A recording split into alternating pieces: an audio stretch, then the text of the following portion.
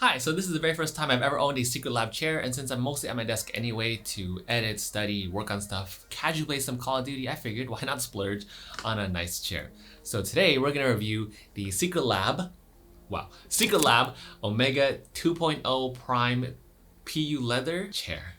That was a mouthful. Now let's first talk about the features. Now to the right of you have one leather, which is for the backrest recline. You just pull it up and then you can go almost down, all the way down to 180 degrees. On your armrest, you have this metal side button that lets you shift it forwards and backwards. You also have side plastic buttons here that lets you shift it from side to side. And then you can also adjust how tall these armrests are with these big metal buttons on the right side. But let's say you want your armrest to be more inward or outward. You also have these screws on the very bottom that you can also loosen and then tighten again with this metal plate beneath the chair. You just adjust it accordingly. Now on the very bottom of the chair, you have something that they call a tension adjustment knob. If you tighten it clockwise, it lets you rock in your chair a little bit more. You turn it counterclockwise and it's a little bit more stiff, so you have to use a little bit more force to rock back and forth. I think that's how it works. I don't notice too much of a difference tightening it or loosening it, but either way, the feature is there. Then you have the classic height adjustment of the chair, which is the lever to the right.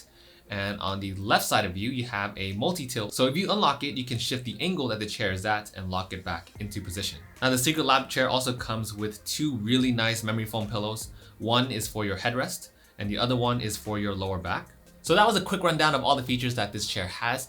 Now let's talk about next the packaging and overall ease of setup. So packaging is very nice and convenient. There's very little hassle and all the parts are shrink wrapped to protect the leather from damage. Overall setup was very straightforward and easy, but I do have two issues with it. The first one is when you're putting in the multi-tilt mechanism, the instructions say to put it in the correct direction. I don't know why, but this is such a common thing in instruction booklets to put correct. Like, what does correct mean, right?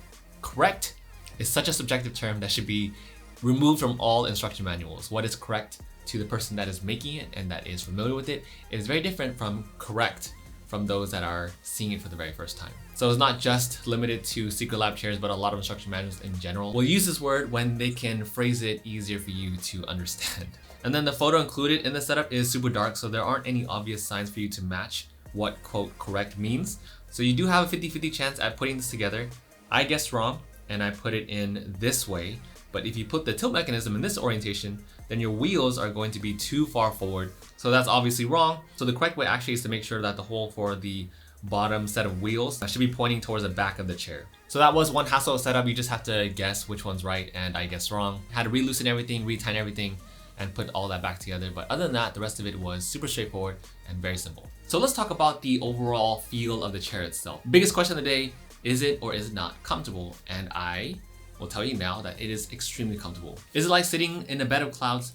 No, actually surprisingly, I thought it was going to be way more fluffy and way more cushiony at first. However, the chair is a little bit more rigid than expected, but it's not a bad rigid. It's a good rigid because it keeps you productive, doesn't make you sleepy. And on top of that, these are the first couple of days that I'm sitting in the chair. So I'm sure in time that's going to sink in a little bit better. But either way, like as of right now, its rigidness is totally fine. And it's growing on me because you don't want to be sinking in your chair or else you're gonna have to keep repositioning yourself. These memory foam pillows are freaking amazing. So those combined with the whole so the memory foam pillows combined with the recliner, oh my god, life is just amazing. I also just broke something off my desk. So I really love how comfortable both the pillows are along with like the armrest, and it just feels like it hugs you a little bit when you're trying to take a nap in this chair. All of this together kind of just holds you when you don't want to be productive and you kind of just want to sit there and daydream. I also love how you can adjust literally everything, every axis, every angle, every tilt. It's kind of crazy. Now I did wish though that the armrest would extend a little bit more because it only goes about 2 inches forward and back, and I'm 5'10", 165 pounds.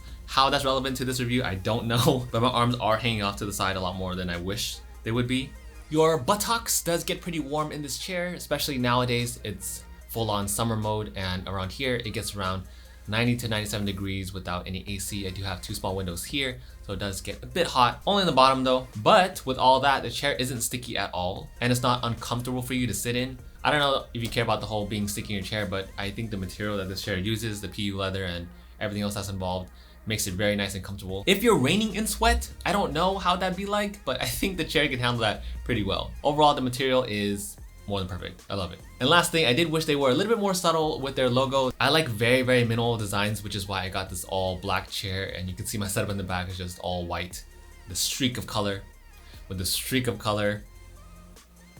We're not all live streaming and in tournaments, so like I get that they have to show their logo everywhere, but at least if they had a model with like very minimal logo designs, I would like it a lot more. I would have been totally fine with just one logo there at the very top, because at least then you can see it while people are filming, while you're filming. But they also have this huge Omega logo right in the center, their logo on each armrest, 2 more logos on the back, and then 1 on each pillow. It is a bit much. But yeah, I am super excited about this chair, which is why I wanted to splurge on it. It is very, very pricey for a chair, but honestly, I am more than happy with it. I would like to try eventually their softwood material, like the one in gray. That one looks really nice. I feel like that would blend in very nicely with my setup. But if you have any questions about the Secretlab Omega 2020 PU 2.0 leather chair, please let me know down in the comments below, and I'll be more than happy to answer you back. Until then, I hope you found this review very helpful, and I will see you all in the next video.